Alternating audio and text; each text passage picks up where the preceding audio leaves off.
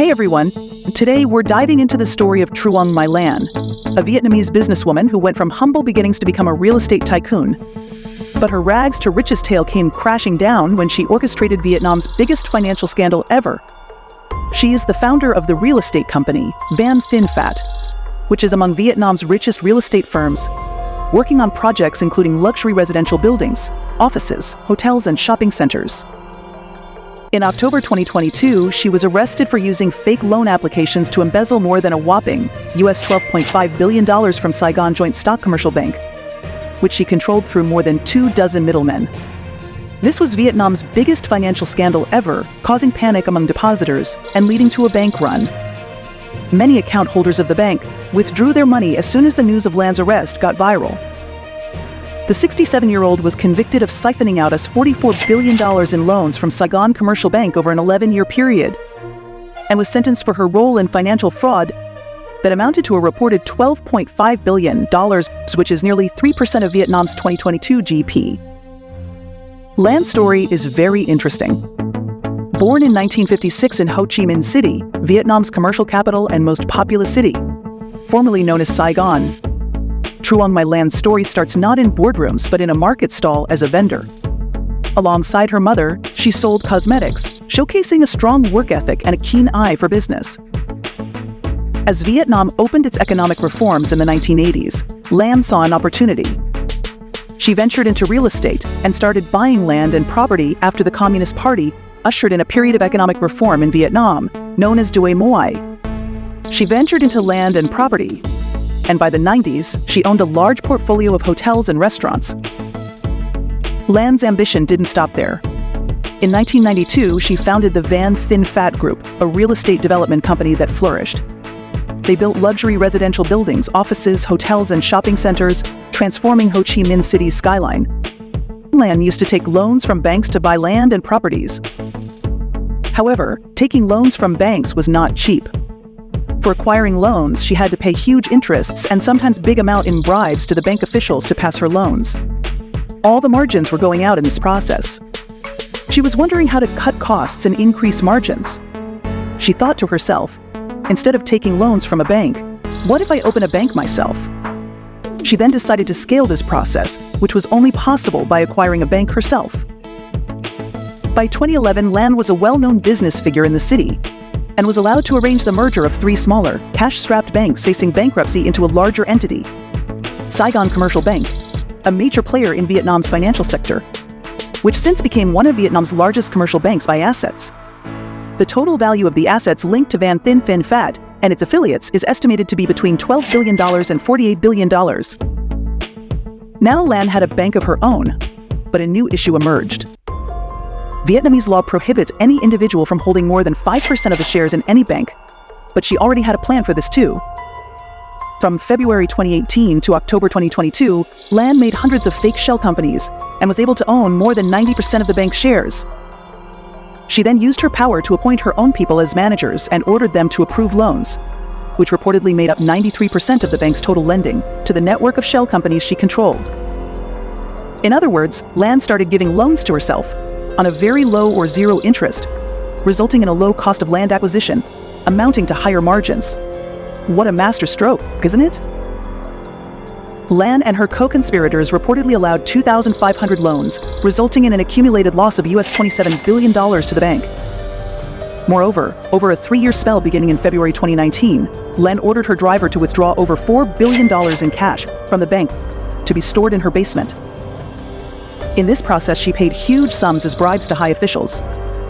Among those was former central bank official 𝗗𝗶𝘀𝗰𝗶𝗺𝗏 to whom Lan paid $5.2 million in bribes to ensure her loans weren't scrutinized. But a fraud is a fraud. This show was not meant to run long.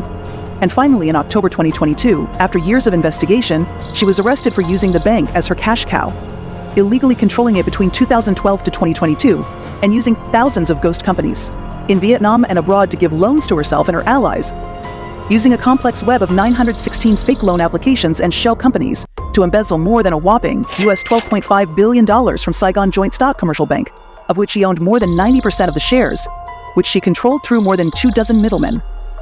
She was also accused of illegally issuing bonds worth tens of millions of US dollars in 2018 and 2019.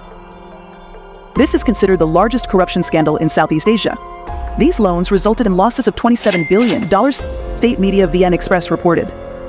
She was also accused of having her involvement in the 2011 merger of the beleaguered Saigon Joint Commercial Bank, or SCB, with 2 other lenders in a plan coordinated by Vietnam's central bank, paying bribes to government officials, including a former central bank official, 𝗗𝗶𝘀𝗃 Nan, who has been sentenced to life in prison for taking $5.2 million in bribes and violating banking regulations.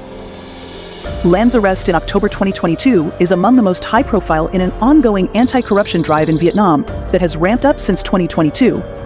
After the so-called Blazing Furnace campaign started that has been the hallmark of Communist Party General Secretary Nguyen Phu Trong, the country's most powerful politician. In March 2024, the trial for embezzlement, bribery, and violating banking regulations began. It is considered the largest corruption scandal in Southeast Asia's history, exposing the vulnerabilities in Vietnam's financial system. On 11 April 2024, the court found her guilty and sentenced her to death by lethal injection for embezzlement, a harsh punishment reflecting the severity of the crime, saying that her actions not only violate the property management rights of individuals, but also pushed Saigon Commercial Bank into a state of special control, eroding people's trust in the leadership of the Communist Party and state. All the other defendants were also found guilty and given sentences ranging from 3 years to life imprisonment. Her husband and niece were sentenced to 9 and 17 years respectively.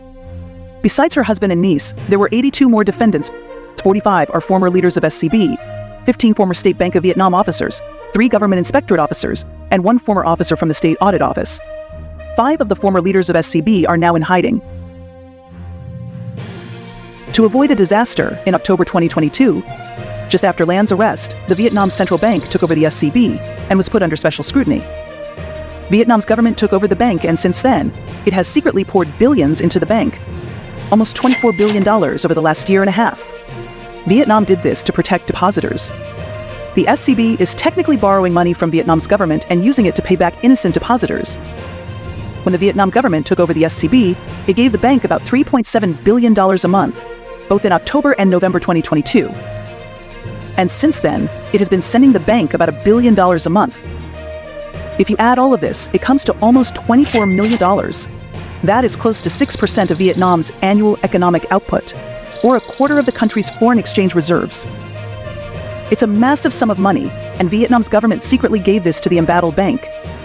There was no public announcement, no information to the taxpayer, just a silent rescue operation. I'll leave it up to you to decide if this was the right move. Lan's was the most high-profile corruption trial in Vietnam's history, and it ended with her being given the death penalty, pressurizing her to repay back the siphoned money. It may or may not bring back the billions that Vietnam's government has lost, but they still want her to pay with her life. Death sentences are not uncommon in Vietnam, but it is rare in financial crime cases, and for someone this high profile to be sentenced. While Lan's arrest, her death sentence, and the scale of the scam shocked the nation, the case also raised questions about whether other banks or businesses had similarly erred, dampening Vietnam's economic outlook and making foreign investors jittery. Truong My Lan's story is a cautionary tale. From market vendor to billionaire, she achieved remarkable success. But greed and ambition led her down a path of destruction, causing immense damage to Vietnam's financial system. It highlights the dangers of unchecked ambition and the devastating impact of financial crime. While Vietnam grapples with the aftermath of this scandal, her legacy will be one of a meteoric rise and a spectacular fall. So guys, what are your thoughts on this story? Feel free to share your comments below. And let's discuss the complexities of white-collar crime and its impact on society. If you enjoyed this video, don't forget to like and subscribe for more in-depth explorations of business, finance, and the stories that shape our world. This is your host, Susie, signing off for tonight. Goodbye.